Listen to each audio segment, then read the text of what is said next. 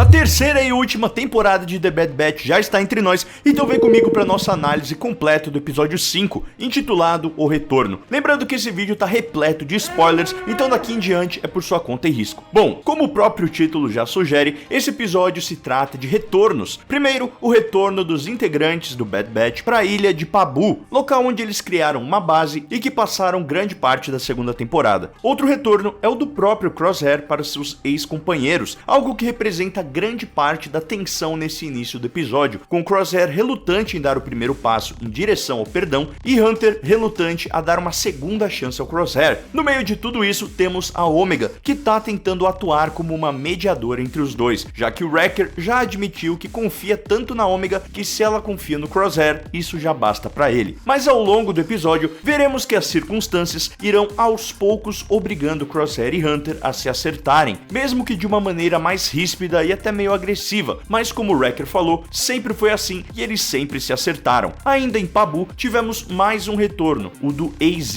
o droide médico, que está auxiliando o Crosshair em seu treinamento de precisão, que infelizmente está comprometido graças a uma tremedeira incessante em sua mão, fazendo com que sua eficácia caísse quase pela metade, baixando a precisão de seus tiros para míseros 53%. Apesar disso, AZ performou diversos exames e testes no clone, porém todos os resultados deram como normais, dando a entender que sua tremedeira se dá por algum fator psicológico ao invés de físico, que, como o nosso grande mestre Vebs lembrou, é uma alusão ao filme Resgate do Soldado Ryan, onde o personagem do Tom Hanks passa por um grande trauma que foi a chegada das tropas americanas no dia D, lá na praia da Normandia na Segunda Guerra Mundial, resultando em tremedeiras, dificuldade de concentração e outros sintomas. Tudo isso também por conta de traumas internos e psicológicos, o que inevitavelmente acaba privando o Crosshair de seu maior dom, que acaba sendo em grande parte a sua identidade também, o que faz com que a gente fique esperando para ver quem é o Crosshair sem ser um sniper. Ele até comenta um pouco sobre isso no episódio, falando que ser um sniper não é apenas sobre olhar pela mira e apertar o gatilho, também é sobre ler o ambiente, antecipar situações e, mais importante, saber quando está sendo observado. E eu acho que privar o personagem de seu maior poder é algo que dá uma oportunidade imensa desse personagem se provar ser algo maior ainda, como por exemplo quando o Homem-Aranha ficou sem seus poderes ou quando Hércules perdeu sua força divina. É justamente através desses momentos e das escolhas que eles fazem após perder seus poderes que faz com que eles evoluam ainda mais como personagens, e eu tô ansioso para ver tudo isso rolando com o Crosshair. Depois disso, mais um retorno, dessa vez do Echo, que chega e já convoca uma reunião para que eles consigam cruzar as informações entre suas missões paralelas com o Rex e as novas informações que Omega e Crosshair descobriram durante seu tempo em Tantis. Isso faz com que o Crosshair sugira uma base imperial na qual ele passou algum tempo, com o objetivo deles conseguirem ter acesso a mais dados sobre o que rolava no Monte Tantis. Por serem dados criptografados, todos acabam se recordando do Tech, que infelizmente nos deixou no final da segunda temporada, mas que ainda está presente em momentos como esse, ajudando a dar ainda mais peso e gravidade para sua morte, que apesar de ser muito triste e sentida por todos nós, foi o sacrifício necessário a ser feito naquele momento. Sendo assim, nós temos o último retorno do episódio, que é justamente o retorno até a base de Barton 4, planeta esse que conhecemos no 12º episódio da segunda temporada, onde acompanhamos Crosshair, Mayday e seu esquadrão durante uma missão para recuperar suprimentos roubados por bandidos locais. Apesar da missão não ter sido bem sucedida, Crosshair se recusou a abandonar seu companheiro e acabou conseguindo resgatar Mayday de uma avalanche. No entanto, ele teve o apoio médico negado pelo Tenente Nolan, fazendo com que Crosshair matasse o Tenente por isso e desertasse o Império. Aquele episódio representou um baita ponto de virada para o Crosshair, uma ação que o colocou justamente na posição que vemos hoje. Então retornar para Barton 4 justamente nesse episódio de conciliação entre ele e seus companheiros do Bad Batch é algo muito simbólico e fecha esse ciclo narrativo que havia sido iniciado lá atrás na segunda temporada. Nós até tivemos um momento do Crosshair ajeitando o capacete do Mayday e de seus ex-companheiros como um sinal de respeito, de admiração e reverência por seus irmãos caídos. Detalhe esse que não passou batido pelo Hunter, que deu para perceber ficou mexido com essa cena e com certeza isso contou pontos a favor do Crosshair. Essa base imperial, reclusa e gelada, também me lembrou muito a vibe da locação de um dos meus filmes favoritos, o clássico filme de terror e sci-fi Um Enigma de Outro Mundo, de 1982, contando a história de uma base de pesquisadores na Antártica que acaba sendo invadida por um ser misterioso. Falando nisso, a base de Barton 4 estava cercada por sensores sísmicos, que mais pra frente são revelados como repelentes de uma criatura perigosa e gigantesca, um verme subterrâneo que é afastado pela alta frequência dos sensores. Isso me lembrou demais os vermes de Arrakis em Duna, que ao contrário desses, são atraídos por pequenos sensores que produzem um ritmo constante. Esses vermes também lembraram muito aqueles do filme de 1990 com o Kevin Bacon, O Ataque dos Vermes Malditos. E para fechar as referências a criaturas, temos um breve vislumbre de um abutre do gelo, aquela ave misteriosa que vimos na segunda temporada. Segundo Mayday, eles são criaturas mortais que são capazes de fazer qualquer coisa para sobreviver. Esse pássaro, inclusive, representa a verdadeira natureza e vontade do Crosshair, sempre servindo como um paralelo ao estado de espírito do personagem. E antes da gente continuar, eu tenho um recadinho muito legal para você que ama Star Wars e quer conhecer os melhores produtos e promoções da Amazon. Eu tenho uma página no site deles, onde eu separei os melhores produtos e ofertas, tudo organizado por categoria. E a cada compra sua no site, uma pequena porcentagem do valor fica com a gente, o que ajuda demais com os custos aqui do canal e possibilita que a gente consiga continuar trazendo vídeos como esse para você. Então dá um pulinho lá, tô deixando o link na descrição, que tem muita coisa legal e qualquer compra sua vai ajudar demais a gente. Mas voltando, talvez o ponto mais vital desse capítulo tenha sido a DR entre o Crosshair e o Hunter, com o Crosshair jogando na cara do Hunter que ele estava frustrado porque a Omega conseguiu escapar de Tantis graças à ajuda do Crosshair e não dele, dizendo que o Hunter não esteve lá quando ela precisou, mas que ele esteve. Isso obviamente faz com que eles batam as cabeças, mas depois de ser salvo pelo Crosshair e ter visto que ele realmente está arrependido, ambos fazem as pazes, com o Crosshair admitindo que se arrepende de muitas coisas que ele fez e o Hunter dizendo que ninguém sabia ao certo o que estava rolando durante o início do Império e o que passou, passou. Por fim, eles acabam descobrindo alguns dados médicos, mas mais importante, descobrem a quantidade de clones presentes na base de Tantis, que é muito maior do que eles imaginavam e que faz com que o Bad Batch acredite que precisa salvá-los, o que os leva a deixar a base e iniciar seus planos para essa grande missão. No geral, eu achei esse episódio bem curtinho, mas muito bom, entregando cenas de ação maneiras, aprofundando muito o personagem do Crosshair e toda essa conciliação dele com o Hunter. Passou muito a vibe de irmãos que acabam brigando, quebrando pau, mas depois acabam se acertando da sua maneira. Eu, por ter 2 irmãos mais novos, me identifiquei bastante. De qualquer maneira, semana que vem teremos 2 episódios de uma vez, indicando um possível arco narrativo maior e quase chegando na metade da temporada. Então eu tô com altas expectativas e eu acho que promete bastante. E aproveitando que o assunto é esse, que tal desbravar a nossa playlist completa dos Bad Batch? Ou então descobrir por que o Darth Vader precisava de capa. Tenho certeza que você vai curtir. Por hoje é isso, te vejo no próximo vídeo e this is the way.